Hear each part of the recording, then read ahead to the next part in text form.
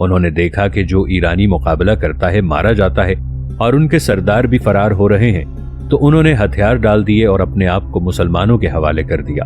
مسلمانوں کا ایک نوجوان ان کے 20 سپاہیوں کو ہانکتا ہوا لے جاتا اور وہ سر جھکائے اس کے آگے آگے اس طرح چلتے جیسے بھیڑوں کا کوئی ریوڑ ہو، جس میں ننگو آر کی زندگی بسر کرنے کے سوا نہ کوئی ارادہ ہے نہ امید۔ جو لوگ بھاگ نکلنے میں کامیاب ہو گئے تھے، ان میں سے ہر ایک یہ سمجھ رہا تھا کہ فرار ہو کر اس نے اپنی زندگی کی سب سے بڑی مراد حاصل کر لی ہے۔ یہ شاندار فتح مسلمانوں کو دل و جان سے زیادہ عزیز تھی، اس لیے کہ اس نے انہیں فخر و نازش کا تاج پہنایا تھا۔ مسلمانوں کے اہل و عیال کو جب اس کا علم ہوا تو وہ بھی اس میں شرکت کرنے کے لیے میدان جنگ کی طرف چلے۔ حمام بن حارث نخعی کی بیوی ام کثیر سے روایت ہے کہ انہوں نے کہا، اپنے شوہروں کے ساتھ قادسیہ میں ہم بھی شریک تھے۔ جب ہمیں معلوم ہوا کہ لڑائی ختم ہو گئی ہے تو ہم نے اپنی کمر کس کے باندھی تو ڈنڈے لے کر مقتولین و مجروحین کے پاس پہنچے۔ اگر کوئی مسلمان ہوتا ہم اسے پانی پلاتے اور اٹھا لیتے، لیکن مشرکوں کو ڈنڈے مار مار کے ہلاک کر دیتے۔ بچے بھی ہمارے ساتھ تھے اور ہم ان سے بھی یہی کام لے رہے تھے۔ اس طرح تمام مسلمان مرد، عورتیں اور بچے اس شدید اور فیصلہ کن معرکے میں شامل تھے، جس نے اللہ پر ایمان لانے والوں کا بول بالا کیا اور جس کا اسلامی سلطنت کے قیام میں وہی دخل و اثر ہے جو اسلام کے قیام میں غزوہ بدر کا۔ مسلمانوں نے اس شاندار فتح حاصل کرنے کی قیمت ادا کرنے سے بھی گریز نہیں کیا۔ ان کے رشک آفرین کارنامے اور قیقہ بن عمرو جیسے افسروں کی سرفروشی آپ دیکھ چکے ہیں۔ آپ کی نظر سے یہ بھی گزر چکا ہے کہ فتح و کامرانی کی راہ میں مسلمانوں نے کس طرح اپنا خون بہایا، کس بے باکی سے اپنی جانیں نچھاور کی اور اللہ تعالیٰ نے انہیں کیسی جزا سے نوازا۔ مسلسل 30 گھنٹوں کی لڑائی میں جو بالآخر مسلمانوں کی فتح پر تمام ہوئی، 6000 مسلمان شہید ہوئے۔ اس سے پہلے یوم الارماس اور یوم اغواس میں 2500 مسلمانوں نے جام شہادت نوش کیا تھا، اور یہ مقتولین کی وہ تعداد تھی جس کا عرب اس زمانے میں تصور بھی نہ کر سکتے تھے۔ لیکن اس تعداد کے مقابلے میں جب ہم ان ایرانی مقتولین کو دیکھتے ہیں جو میدان جنگ میں مارے گئے، شکست کھانے کے بعد دریا میں غرق ہوئے اور بھاگتے وقت مسلمانوں کی تلواروں کا لقمہ بنے، تو اس کی بھی کوئی حیثیت باقی نہیں رہ جاتی۔ قیقہ، زہرہ اور فوج کے دوسرے افسر اور سپاہی حضرت سعد رضی اللہ عنہ کی خدمت میں جمع ہوئے۔ فتح کی خوشی نے حضرت سعد رضی اللہ عنہ کی تکلیف میں کچھ کمی کر دی تھی۔ جب مال و دولت اور سامان جنگ کا ڈھیر لگا دیا گیا تو وہ اتنا تھا کہ کبھی عربوں کے تصور میں بھی نہ آیا تھا۔ حضرت سعد رضی اللہ عنہ نے حلال بن علقمہ سے کہلا بھیجا کہ رستم کے لباس میں سے جو چاہے اتار لو، اور ہلال نے سب کچھ اتار لیا، جس کی قیمت 70,000 تک پہنچتی تھی، اور اگر اس کی ٹوپی دریا میں نہ گر پڑتی تو ہلال اس سے بھی زیادہ نفع میں رہتے۔ زہرہ بن حویہ جالینوس کی پوشاک اتار لائے، لیکن حضرت سعد رضی اللہ عنہ نے وہ سب کچھ انہیں دے دینا ان کی خدمات سے زیادہ سمجھا، اور اس کے متعلق حضرت عمر رضی اللہ عنہ کو لکھا، جس کے جواب میں دربار خلافت سے حکم آیا، زہرہ جیسے جانباز پر اعتماد کرو، اس نے اس جنگ میں بے نظیر شجاعت کا مظاہرہ کیا ہے۔ ابھی تمہیں اور بھی جنگیں لڑنی ہے، اس کا دل تھوڑا نہ کرو، جو کچھ اس نے جالینوس کے جسم سے اتارا ہے اسے دے دو۔ اس کے علاوہ جب فوج میں حصے تقسیم کرنے لگو تو اسے اس کے حصے سے 500 زیادہ دینا۔ حضرت سعد رضی اللہ عنہ نے لوگوں میں فے تقسیم کرتے وقت سوار کو 6000 دیے اور پیدل کو 2000، اور جن لوگوں نے جنگ میں غیر معمولی کارنامے سر انجام دیے تھے انہیں دوسروں سے 500 زائد دیے۔ اس کے باوجود بہت کچھ بچ رہا، حالانکہ حضرت سعد رضی اللہ عنہ نے وہ خمس بھی الگ کر دیا تھا جو مدینہ بھیجا جانے والا تھا۔ حضرت سعد رضی اللہ عنہ نے حضرت عمر رضی اللہ عنہ کو تقسیم کی پوری تفصیل لکھی، باقی ماندہ غنیمت کے متعلق ہدایت چاہی۔ حضرت عمر رضی اللہ عنہ نے جواب دیا، خمس بھی مسلمانوں میں تقسیم کر دو اور ان لوگوں کو بھی حصہ دو جو لڑائی میں شریک نہیں ہو سکے۔ حضرت سعد رضی اللہ عنہ نے حضرت عمر رضی اللہ عنہ کے اس ارشاد کی تعمیل کی، لیکن سامان اتنا تھا کہ پھر بھی بچ رہا۔ مجبوراً حضرت سعد رضی اللہ عنہ نے پھر لکھا، اور حضرت عمر رضی اللہ عنہ نے اسے حفاظ قرآن میں تقسیم کرنے کا حکم صادر فرما دیا۔ حضرت سعد رضی اللہ عنہ اس حکم کی تعمیل کر رہے تھے کہ عمرو بن مادی کرب اور بشیر بن ربیعہ یہ دونوں حضرات آئے۔ یہ دونوں حضرات اپنی جان جوکھوں میں ڈال کر لڑے تھے، جس کے معاوضے میں انہیں دوسروں سے زیادہ حصہ مل بھی چکا تھا، لیکن وہ اپنی خدمات کو اس صلے سے زیادہ سمجھ کر اب حفاظ قرآن کے حصے میں بھی شریک ہونا چاہتے تھے۔ حضرت سعد رضی اللہ عنہ نے عمرو بن مادی کرب سے پوچھا، تمہیں کتنا قرآن حفظ ہے؟ عمرو نے جواب دیا، میں یمن میں مسلمان ہوا تھا اور قبول اسلام کے بعد ہی لڑائیوں میں شریک ہو گیا، اس لیے مجھے حفظ قرآن کا موقع نہ مل سکا۔ یہ سن کر حضرت سعد رضی اللہ عنہ نے انہیں حصہ دینے سے انکار کر دیا اور بشر سے سوال کیا، تم نے کتنا قرآن حفظ کیا ہے؟ بشر نے کہا، بسم اللہ الرحمن الرحیم۔ سب لوگ ہنس پڑے اور بشر بھی اس حصے سے محروم رہے۔ کیا آپ یہ سمجھ رہے ہیں کہ ان دونوں شہسواروں نے حضرت سعد رضی اللہ عنہ کے جواب سے مطمئن ہو کر خاموشی اختیار کر لی؟ نہیں، بلکہ عمرو نے کہا، جن اشعار کا ترجمہ یہ ہے کہ جب ہم قتل کیے گئے تو کوئی ہم پر رونے والا نہ تھا۔ قریش نے کہا، یہ سب قسمت کے کھیل ہیں۔ جب نیزے سینے چھید رہے تھے تو ہمیں برابر کا شریک رکھا گیا، لیکن جب دینار تقسیم کرنے کا وقت آیا تو برابر کا حصہ نہ دیا گیا۔ اور بشر بن ربیہ نے شعر کہے جن کا مفہوم کچھ یوں ہے کہ قادسیہ کے دروازے پر میں نے اپنی اونٹنی بٹھائی اور سعد بن وقاص ہم پر امیر تھے، اور سعد ایسے امیر ہیں جن کی بھلائی ان کی برائی سے سوا ہے، اور عراق کے سب سے اچھے امیر جریر ہیں۔ اللہ تجھے نیکی دے، تو قدیس کے دروازے پر ہماری تلواروں کی کاٹ یاد کر، جب شدت ہجوم کے سبب پلٹنے کی گنجائش نہ تھی۔ وہ ایسی رات تھی جس میں لوگ چاہتے تھے کہ پرندے کے پر مستعار مل جائیں تو اڑ جائیں۔ حضرت سعد رضی اللہ عنہ نے عمرو اور بشیر کا پورا واقعہ اور اشعار حضرت عمر رضی اللہ عنہ کو لکھ بھیجے، جس کے جواب میں حضرت عمر رضی اللہ عنہ نے تحریر فرمایا، ان کی سرفروشی کی قیمت انہیں دے دو۔ چنانچہ حضرت سعد رضی اللہ عنہ نے دونوں کو 2,000 درہم دے کر خوش کر دیا، اور لوگوں کو معلوم ہو گیا کہ وہ جانباز ہونے کے ساتھ ہی ساتھ دوسروں سے کہیں زیادہ لالچی بھی ہیں۔ اس طرح قادسیہ کا یہ معرکہ، جیسا کہ آپ نے ملاحظہ فرمایا، شاندار فتح پر تمام ہوا، جبکہ جزیرہ نمائے عرب کے ہر گوشے کی نگاہیں اور دل اس کی طرف لگے ہوئے تھے، اور ہر جگہ اس کی خبریں معلوم کرنے کے لیے ایک اضطراب، ایک بے چینی سی پائی جاتی تھی۔ ناظرین، آگے بڑھنے سے پہلے کامنٹ سیکشن میں ہمیں اپنی آراء سے ضرور آگاہ کیجیے گا کہ آپ کو ہماری یہ سیریز کیسی لگ رہی ہے۔ آئندہ آنے والی اقساط سے باخبر رہنے کے لیے ہمارے چینل کو سبسکرائب کر لیں اور ساتھ موجود بیل آئیکن کو ضرور کلک کر لیں۔ شکریہ۔ مورخین لکھتے ہیں، عزیب سے لے کر عدن اور ابلا سے لے کر بیت المقدس تک سارا عرب جنگ قادسیہ کے انجام کا منتظر تھا۔ اسے اپنے ملک کے ثبات و زوال کی میزان سمجھ رہا تھا، چنانچہ ہر علاقے سے خبریں معلوم کرنے کے لیے قاصد آئے ہوئے تھے۔ اس سلسلے میں سب سے زیادہ فکر حضرت عمر رضی اللہ عنہ کو تھی۔ وہ روزانہ صبح ہوتے ہی قادسیہ سے آنے والے قاصد کے انتظار میں مدینے کے باہر تشریف لے جاتے اور دوپہر کو وہاں سے واپس ہوتے۔ ایک دن وہ تشریف لے جا رہے تھے کہ ایک سانڈنی سوار ملا۔ پوچھنے پر معلوم ہوا کہ قادسیہ سے آ رہا ہے۔ حضرت عمر رضی اللہ عنہ نے پوچھا، اے اللہ کے بندے، وہاں کی کوئی خبر ہے؟ اس نے جواب دیا، اللہ نے مشرکین کو شکست دی۔ حضرت عمر رضی اللہ عنہ اس کے ساتھ ساتھ دوڑتے جاتے تھے اور حالات پوچھتے جاتے تھے۔ وہ اونٹ پر بیٹھا ان کے سوالوں کا جواب دیتا جا رہا تھا اور نہیں جانتا تھا کہ یہ کون ہے۔ یہ سوار سعد بن عمیلہ فرازی تھا، جو امیر المؤمنین رضی اللہ عنہ کے نام حضرت سعد بن ابی وقاص کا پیغام لایا تھا۔ اس کے پاس ایک مکتوب بھی تھا جس میں فتح کی خوشخبری کے ساتھ ساتھ شہداء کی تعداد اور جو ان میں پہچانے جا سکے تھے ان کے نام درج تھے۔ جب یہ دونوں مدینہ میں داخل ہوئے اور لوگوں نے حضرت عمر رضی اللہ عنہ کو امیر المؤمنین کہہ کر سلام کرنا شروع کیا تو ابن عمیلہ نے کہا، اللہ آپ پر رحم کرے، مجھے یہ کیوں نہ بتلایا کہ آپ امیر المؤمنین ہیں؟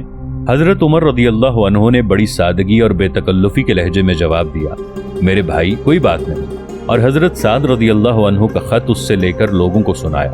ادھر حضرت عمر رضی اللہ عنہ مدینے کے لوگوں کو حضرت سعد رضی اللہ عنہ کا نامہ فتح سنا رہے تھے تو ادھر یزدگرد مدائن میں شکست کی المناک خبریں سن رہا تھا۔ اسے رستم کا مشورہ رہ رہ کے یاد آ رہا تھا اور غم کی شدت اسے نڈھال کیے جاتی تھی۔ پریشانی نے اس کے دماغ کو مفلوج کر دیا تھا اور اس کی سمجھ میں کچھ نہ آتا تھا کہ اب وہ کیا کرے۔ اب وہ اور سارا ایران مل کر بھی کیا کر سکتا تھا؟ مسلمان وادی عراق میں اس سرے سے اس سرے تک پھیل چکے تھے اور اہل عراق نے ان کی اطاعت بھی قبول کر لی تھی۔ وہ مسلمانوں سے یہ معذرت کر رہے تھے کہ ایران کی غلامی کا جوا انہوں نے مجبوراً اپنے کندھے پر رکھا تھا، اور حضرت سعد رضی اللہ عنہ ان کا دل رکھنے اور امن قائم کرنے کے لیے ان کی معذرتیں قبول فرما رہے تھے۔ بلکہ نہرین کے علاقے میں بکھرے ہوئے قبائل عرب نے تو ان کے پاس آ کر یہاں تک اعتراف کر لیا تھا کہ ان کے جو بھائی ان سے پہلے اسلام قبول کر چکے تھے ان سے زیادہ عقل مند اور سمجھدار تھے، اور اس اعتراف کے بعد ان کے سامنے اللہ اور اس کے رسول صلی اللہ علیہ وآلہ وسلم پر ایمان لے آئے تھے۔ यज़दगर्द इन तमाम हालात का मुकाबला कैसे कर सकता था? उसे ये सारी खबरें पहुंच रही थीं और उसके रंजो गम को और शदीद से शदीद तर करती चली जा रही थी। इंतहाई यास उसको खुदकुशी की सरहदों पर पहुंचा देती। अगर जवानी का जोश उसकी निगाहों के सामने उम्मीद का एक सराब कायम न रखता, ये सराब उसे हकीकत से भटकाकर इस तख्त से चिमटे रहने पर मजबूर कर रहा था जिसे वो बचपन में महरूम कर दिया गया था। लेकिन जब इस पर बैठा तो इसके पाए जवाब दे गए। उफ, कितना खतरनाक है वो शराब जो उम्मीद को यकीन के रूप में पेश करे या तकदीर के अंधे कुएं में धकेल दे। ये है कादसिया का वो मारका जिसने ईरान के पाए तख्त में ऐवान किसरा का रास्ता खोल दिया और इसके इक़्तिदार हुकूमत पर आखिरी ज़रब लगाने के लिए जमीन हमवार कर दी। चुनाचे जितनी तफसील से सीरत की किताबों में ग़ज़वा बद्र का जिक्र पाया जाता है, इतनी ही तफसील से मुअर्रिखीन ने इस मारके का जिक्र किया है और इसके ज़ैल में ऐसे माफ़ौक़ल फितरत वाक़यात दर्ज किए हैं जिनकी तस्दीक सिर्फ वो देरपा असर ही कर सकता है जो उन शेराने बेशा शुजाअत ने दुनिया की तारीख पर डाला है। और सिर्फ मुअर्रिखीन इस्लाम ही नहीं बल्कि मुस्तशरिकीन और ईरानी मुअर्रिखीन ने भी इस जंग के बयान में दराज नफसी से काम लिया है। हमें मुअर्रिखीन की इस गैर मामूली तवज्जो पर मुताज्जिब नहीं होना चाहिए कि कादसिया जंग इंसानियत की तारीख पर तैमूर लंग और नेपोलियन की मारका आराइयों बल्कि उन तमाम जंगों से ज्यादा असरअंदाज हुई है जो आज तक दुनिया में लड़ी गईं और जिनका इंसानी तहजीब को नए रस्ते पर डालने में बड़ा हाथ है। बिलाशुबा मुअर्रिख का ये फर्ज है कि वो कादसिया जैसे अहम मारके पर तवक्कुफ करे, इसके रुमूज़ व असरार के चेहरे से निकाब उठाए और जो इबरतें उसके दामन में पोशीदा हैं उन्हें चुन चुन कर दुनिया के सामने रखे। हजरत खालिद बिन वलीद रज़ियल्लाहु अन्हु ने सिवाद इराक फतह किया और जुनूब से लेकर शिमाल तक इसकी जमीन को अपने जफरमंद कदमों से नापा और इसके शहरों देहात पर कब्जा करके सारे मुल्क को इस्लाम का मुतीओ मनकाद बना दिया। ईरानियों से तेग आजमाई के दौरान हजरत खालिद रज़ियल्लाहु अन्हु ने ऐसे ऐसे मौजज़ाना कारनामे सरअंजाम दिए हैं जो आज तक तारीख के सफ़हात का कीमती सरमाया है। तो क्या हजरत खालिद रज़ियल्लाहु अन्हु इन पर इसलिए फतहयाब हुए कि ईरानी दरबार उन दिनों इज़्तिराब के चुंगल में फंसा हुआ था? उमराए अजम हुसूल तख्त के लिए बाहम दस्तो गिरेबान थे और उनमें खुफिया व एलानिया कत्लो खून की लय इतनी बढ़ चुकी थी कि 4 बरस की मुख्तसर सी मुद्दत में 9 बादशाह तख्त पर बैठे। अगर हजरत खालिद रज़ियल्लाहु अन्हु की फतह के सिर्फ यही असबाब थे तो कादसिया के मर्दाने कार ने ईरानियों को शिकस्त कैसे दी, जबकि इफ्तराक को परागंदगी के बाद ईरानियों में दोबारा इत्तेहाद व यकजहती की शान पैदा हो गई थी और उनके खवास व आवाम दोनों यज़दगर्द के झंडे तले जमा होकर मुत्तफ़क़ा तौर पर उसकी मदद कर रहे थे। हाँ, सबब ज़ाइल होने के बाद मरज कैसे बाकी रह गया था और मुसलमान अपनी क़िल्लत तादाद के बावजूद कसीर तादाद ईरानियों पर कैसे गालिब आ गए थे, जबकि ईरानी अपने मुल्क में थे और सामान जंग के साथ साथ तहजीब व तमद्दुन का भी वाफिर सरमाया उनके पास था। इसके बरअक्स मुसलमान अपने वतन से कोसों दूर और ईरानियों के मुकाबले में कहीं ज्यादा गैर मुतमद्दन थे। उनके पास वो सामान जंग भी न था जो उनके दुश्मनों के पास था और वो जंग के उन तरीकों से भी नाआशना थे जिनसे ईरानी अच्छी तरह वाकिफ थे। इसमें राज ये है कि ईरानियों का ये इत्तेहाद उनके जहन में कोई इनकलाब बर्पा न कर सका था। वो सिर्फ एक सतही सा जज्बा था जो हंगामी जरूरतों ने पैदा कर दिया था। दिलों की गहराइयों में उस वक्त भी बेगानगी और परागंदगी ही थी।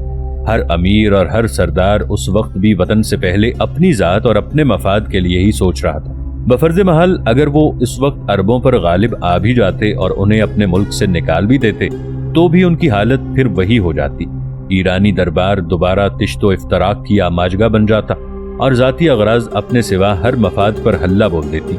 क्या आपने नहीं देखा कि रुस्तम जंग से कैसे हिचकिचा रहा था और अगर उसे ये खौफ ना होता कि उसकी जगह यज़दगर्द के जंग पर जाने से अवाम उसके खिलाफ बगावत कर देंगे तो वो कभी फौज लेकर ना निकलता। क्या आपकी नजर से नहीं गुजरा कि रुस्तम और ईरान के दूसरे फौजी अफसरों ने कितनी सुस्त रफ्तारी से काम लिया और मदाइन से कादसिया पहुंचने में 4 महीने लगा दिए? हकीकत यह है कि रुस्तम ने सितारों में वही कुछ देखा जो उसके दिल की गहराइयों में पोशीदा था। अपनी जात की मोहब्बत उस पर गालिब आ गई थी, इसलिए वो शिकस्त खाना या कत्ल होना पसंद नहीं करता था। दरअसल अपनी शिकस्त और कत्ल का यही खौफ था जो उसे सितारों में वतन की बद अंजामी बनकर नजर आया। अगर वो ईरान की कद्र कीमत पहचानता और अपनी जात को फरामोश करके अपनी जिंदगी और मौत वतन के लिए वक्फ कर देता तो पसो पेश और सुस्त रफ्तारी से हरगिज काम न लेता। न उसे सितारों में वो कुछ नजर आता जो नजर आया। उसकी रूह हर तरह के खौफ और अंदेशे से बुलंद हो जाती اور فوج کے افسروں سپاہیوں میں سرایت کر کے انہیں اتنا جرری بنا دیتی کہ وہ بے دھڑک موت کے جبڑے میں انگلیاں ڈال دیتے۔ لیکن فوج کے افسر اور سپاہی بھی رستم کی طرح اپنی ذات سے چمٹے ہوئے تھے اور ڈرتے تھے کہ انہیں کسی قسم کے گزند نہ پہنچ جائے۔ چنانچہ انہیں اپنی زندگی ایران اور اس کے واجبات سے بھی زیادہ عزیز تھی۔ اگر وہ میدان جنگ کی طرف جا بھی رہے تھے تو صرف اس لیے کہ سرداروں کو ان کی اغراض و خواہشات ہانک رہی تھیں اور سپاہیوں کو ذلت و اطاعت کی وہ زنجیریں گھسیٹ رہی تھیں جن میں وہ مدت دراز سے جکڑے ہوئے تھے۔ تو کیا اتحاد کی ہنگامی ضرورتیں ان پوشیدہ عوامل کو موت کی نیند سلانے کے لیے کافی ہو سکتی ہیں، جو دلوں میں اچھی طرح جڑ پکڑ چکے ہوں اور جن کی بنا پر افراد میں خود غرضی اور جماعت میں مصلحت پرستی کے سوا اور کوئی جذبہ باقی نہ رہا ہو؟ یہ انہی عوامل کا اثر تھا جس نے ایرانی ذہن کو اس بلند نصب العین سے محروم کر دیا تھا جس کے لیے کوئی قوم جیتی ہے اور جس کی راہ میں وہ جان کی بازی لگا دیتی ہے، اور جب کسی قوم کو اتحاد کی لڑی میں پیرونے والا کوئی ایسا بلند نصب العین نہ ہو جس کی تبلیغ و اشاعت اور جسے حاصل کرنے کی پرخروش تمنا ہی اس قوم کا مقصد حیات ہوتی ہے، تو پھر اسے جنگ پر آمادہ کرنے والی صرف دو چیزیں رہ جاتی ہیں، حب ذات اور خواہش حیات۔ اور یہی حال اس زمانے میں امرائے عجم بلکہ خود یزدگرد کا تھا۔ حب ذات نے ایک طرف تو یزدگرد کے دل میں وطن کی عزت سے زیادہ تخت کی طلب پیدا کر دی تھی، اور دوسری طرف امرائے عجم کو اپنی خواہشوں کا اتنا زبردست پجاری بنا دیا تھا کہ وہ دوسرے ہر مقصد اور ہر غرض کو فراموش کر بیٹھے تھے۔ یہی دو فطرتی ایران کے ایک ایک فرد میں سرایت کر گئی تھی اور تمام ایرانی ذلت کی زندگی پر قانے ہو گئے تھے، لیکن اس کے باوجود جب انہوں نے رومیوں کو شکست دے کر مصر و شام ان سے چھینے تو اپنے متعلق غلط فہمی میں مبتلا ہو گئے، اور انہیں یہ خیال نہ رہا کہ روم بھی ایران کی طرح زوال و انحطاط کی منزلوں سے گزر رہا ہے۔ اور اس کے بعد جب رومیوں نے ان پر دوبارہ غلبہ حاصل کیا تو انہوں نے یہ کہہ کر اپنے آپ کو تسلی دے لی کہ جنگ میں فتح و شکست تو ہوتی ہی رہتی ہے، اور اس حقیقت کی طرف ان کا دھیان نہ گیا کہ صحت مند قوت کبھی شکست نہیں کھاتی، اور جب شکست کھاتی ہے تو اس کا مطلب یہ ہوتا ہے کہ اس میں کوئی روگ ضرور پیدا ہو گیا ہے۔ چنانچہ ایرانیوں نے اول اسلامی حملوں کی خبریں سنی تو انہیں کوئی اہمیت نہ دی، اور یہ سمجھا کہ عرب جلد ہی ایران کے نام سے ہیبت زدہ ہو کر اور اس کی قوت سے مروب ہو کر اپنے ملک واپس چلے جائیں گے۔ لیکن جب مسلمانوں کے قدم برابر آگے بڑھتے چلے گئے تو ان کی آنکھیں کھلی، لیکن اب وہ آنکھیں اپنی مسلسل شکستیں اور اپنے ملک کا پیہم زوال دیکھ رہی تھی۔ جس لشکر کی معنوی قوت اس حد تک کمزور پڑ چکی ہو، بھلا وہ اس لشکر کے سامنے کیسے ٹھہر سکتا ہے جس کی روح توانائی کے نقطہ کمال پر ہو، جو ایک اعلیٰ نصب العین کی خاطر جہاد کر رہا ہو اور موت کو اس کی راہ میں شہادت سمجھتا ہو، جو اسے پروردگار عالم کا قرب عطا کرے گی اور جنت کے دروازے اس پر کھول دے گی، جہاں وہ اللہ کی خوشنودی اور ابدی نعمتوں سے سرفراز ہوگا۔ مسلمانوں کا اتحاد اس نصب العین کی اساس پر قائم تھا، اسی لیے انہوں نے اپنی جانیں اللہ کی راہ میں وقف کر رکھی تھیں اور اسے حاصل کرنے کے لیے موت کو زندگی پر ترجیح دیتے تھے۔ چنانچہ وہ تقدیر کی قوتوں میں سب سے ایک قوت تھی جو انسانیت کو سیدھی اور سچی راہ پر چلانے کے لیے پیدا کی گئی تھی، اور جس کے دامن میں ایک ایسا پیغام تھا جسے سنے بغیر کائنات اپنے وجود کو برقرار نہ رکھ سکتی تھی۔ ایسی قوت کی راہ میں نہ بڑے سے بڑا اقتدار حائل ہو سکتا ہے، نہ اس کے پیغام کی اشاعت میں بڑی سے بڑی طاقت روک بن سکتی ہے۔ یہی وجہ تھی کہ ایرانیوں کے دیو پیکر ہاتھی بھی اس قوت کے سامنے نہ ٹھہر سکے۔ اہل عجم کی صفیں درہم برہم ہو گئیں اور وہ مجاہدین اسلام کے خوف سے میدان چھوڑ کر بھاگ گئے۔ اب اس پیغام کی اشاعت کے راستے کھل گئے تھے۔ لوگوں نے اس کے سامنے سر اطاعت خم کر دیا تھا اور سمجھ گئے تھے کہ اس پیغام کا ایک ایک لفظ بلکہ ایک ایک حرف حق کی قوت کی مکمل تصویر ہے۔ انہوں نے دیکھ لیا تھا کہ وہ باطل پر مسلسل ضربیں لگا رہا ہے اور باطل بھاگا چلا جا رہا ہے۔ بے شک باطل نیست و نابود ہی ہونے کے لیے ہے۔ یہ ہے جنگ قادسیہ میں مسلمانوں کی ایرانیوں پر کامیابی کا راز۔ لیکن اس سے جو عبرت حاصل ہوتی ہے، اس کی بہترین تصویر اللہ تعالیٰ کا یہ ارشاد ہے، ان اللہ لا یغیر ما بقوم حتی یغیروا ما بانفسہم۔ مفہوم کہ بے شک اللہ کسی قوم کی حالت نہیں بدلتا توقع کہ وہ خود اپنی حالت میں تبدیلی پیدا نہ کرے۔ اللہ اور اس کے رسول صلی اللہ علیہ وآلہ وسلم پر مسلمانوں کے ایمان نے ان کے اندر ایک انقلاب برپا کر دیا تھا اور انہیں اس حق کی راہ دکھائی تھی جس کی اساس پر اعلیٰ تہذیب کی عمارت قائم ہوتی ہے۔ انہوں نے اسلام کا کلمہ بلند کیا اور اسلام نے انہیں سربلندی عطا کی، لیکن رومی اور ایرانی زندگی کی ادنا مسرتوں اور بے قیمت نعمتوں کے پیچھے دوڑتے رہے اور انہوں نے उन आला तालीमात को पसे पुश्त डाल दिया जो इंसानी जिंदगी की कीमत और मानवियत की जामिन है।